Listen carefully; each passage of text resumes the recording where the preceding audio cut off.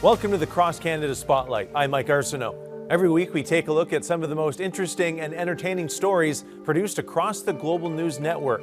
First up this week is really just further affirmation that dogs are incredible companions. A man named Andrew says he potentially owes his life to his longtime pet dog, Sophie. Andrew Lee's hospital rehab sessions focus on balance, coordination, and walking. For the past 3 weeks, the patient has been practicing skills he never thought he would have to learn again. It's been a brand new thing for me. You take these things for granted. The 55-year-old was diagnosed with flesh-eating disease in December. Doctors amputated the toes on his right foot. And I realized that people go through far worse situations, in particular dealing with this bacteria. But I consider myself somewhat fortunate. Lee credits his condition to his Springer Spaniel, Sophie, who he rescued 14 years ago. That, in return, possibly saved his life. Sophie was a hero. Lee says his dog woke him up to be let out in the middle of the night. When she didn't follow him to the backyard, he turned on the light. And I see several pools of blood on the floor, which I quickly realized was coming from my foot. He says the hours Sophie kept him from sleeping were essential. If it had been more time, maybe it would have been the same, but everybody's body reacts differently and it could have been worse. Lee went home Wednesday for the first time in over 2 months, reunited once again with his four-legged hero. Hello, Sophie. Hi, Sophie. Please look to adopt. You never know what type of an animal, and I was certainly lucky to get Sophie.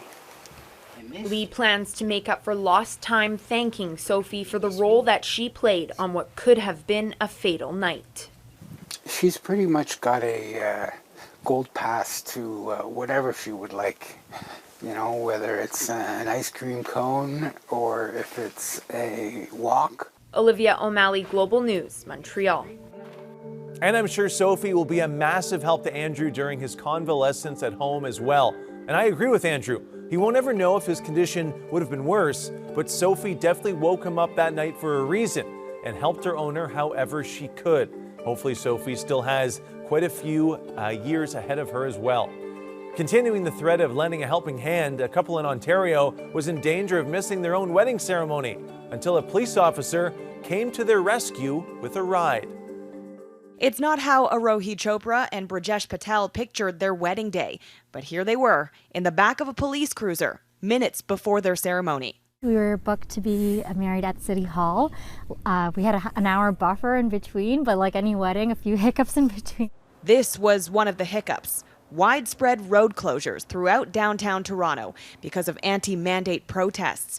There was no way their Uber could get them to City Hall. So we got out, lots of slush and snow. We're dressed up, beautifully in his suit, my dress, our fancy shoes and jackets. And that's when we saw this police car there blocking one of the streets. Time was ticking and they needed help. It was sticky timing, so I went for it and she said, sure, and hop in. So, so we got into the back and she went to go get another officer to make sure that her block was covered. And she gives a ride right to the front. It was no luxurious limousine, but the ride in custody got them to City Hall with 2 minutes to spare.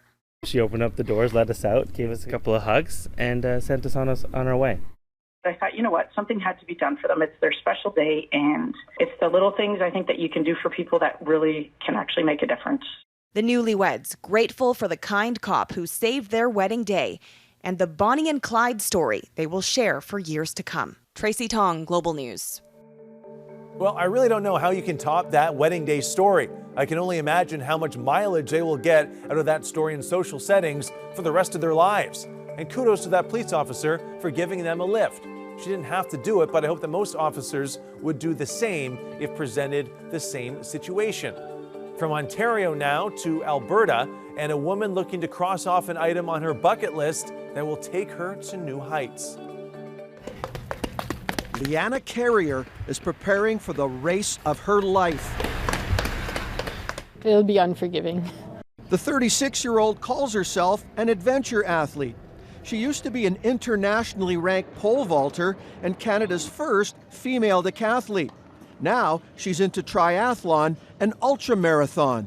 I really fell in love with being able to push my body to different limits. So it seems to be more extreme the event is, the more I want to do it. So at the end of May, Leanna, along with friend and training mate Kate Story, will take their distance running to a whole new level. Some 6,000 meters up Mount Everest for the Everest Marathon. You set a goal and put in the work, and I would say that I'm a bit of a enthusiast for adventure holidays and adventure kind of travel. So yeah, I think I'm just excited about the next steps. Leanna's also running to honor her sister's partner who passed away shortly after reaching the summit almost 3 years ago. a big reason for this trip was to go back and kind of say goodbye to him, and he's supposed to have a memorial rock there, so kind of just to close that chapter of our lives. Leanna has been running in the Rockies and training in an altitude chamber to help acclimatize for a 10-day climb to the starting line. Even the chamber here will only go up to, I think, 4,000 meters, so we just have to really prepare our VO2 and make sure that we're healthy and strong and just kind of go for it. And Leanna estimates it will take her around 8 straight hours to race down for the finish line. It's mountain running, which means you have to be strong kind of multi-directionally, ankles have to be strong, endurance has to be there. Leanna's in peak condition and ready for a marathon like no other. I'm excited for this adventure and kind of this new athletic path that I'm on. John Sexsmith, Global Sports.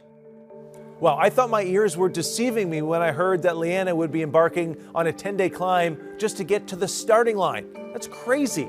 Besides the obvious endurance demands, ensuring that you have solid steps is probably the most important for Leanna's success. It really wouldn't take too much to sprain an ankle running downhill on such uneven terrain. So that's one thing I personally would never be able to do. To another one, the engineering skill necessary to retrofit a luxury car. Vincent Yu has always had a love for cars.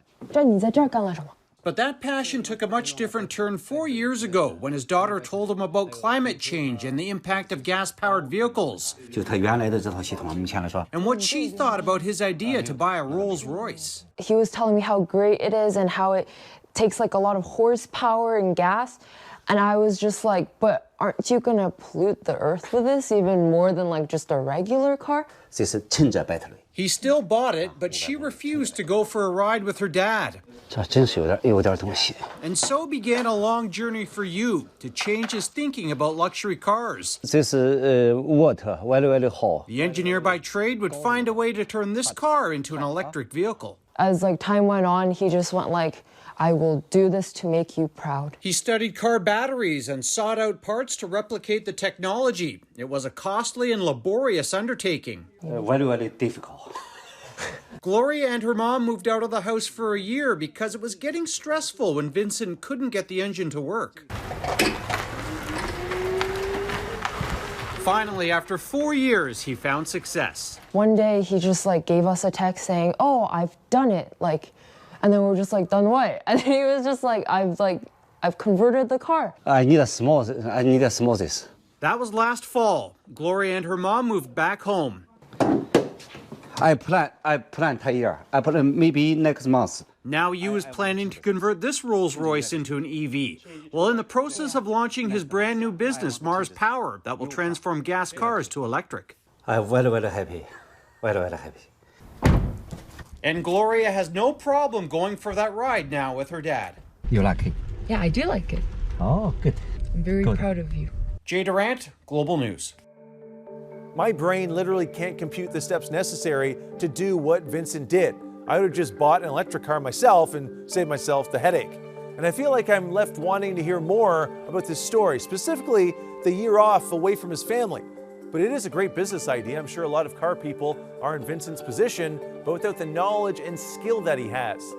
For our last story, the only thing I know about it is that it involves the hot cocoa boys. What does that mean? I have no idea, but but I'm interested in finding out. Several years ago, 3 youth started their own social enterprise out of Hope Blooms. They started selling lemonade, but as the weather got colder, they had to come up with a different plan and decided to sell hot cocoa. We came up with the hot cocoa recipe on our own. We came in one day and we just threw a bunch of stuff together until something really worked out. They sold $27,000 worth of hot cocoa and were able to put money toward building a basketball court and a playground in their community. It means a lot because I get to help out my community and people around me that I know that need it, and it just makes me feel good. It makes me feel good that I can give back to my community because they have helped me and my family in certain situations, so it feels great to give back now. Along with another social enterprise, the Tea Girls, the Hot Cocoa Boys are currently working toward raising funds for a music studio, and they're already well on their way. We have up to $8,000 saved for it, and it's going to be put in a shipping container, so people all around the community can come and record when they feel like it. Through their formative years being entrepreneurs, they feel they've learned a lot about themselves. It boosted my confidence. Yeah, that's awesome. That's awesome. Well, I already knew I liked giving back, but it just makes me feel better. I learned I'm actually not that bad of a talker because I usually don't talk to a lot of people. Their hot cocoa is available at Hope Blooms or online at hopeblooms.ca. Amber Friday, Global News, Halifax.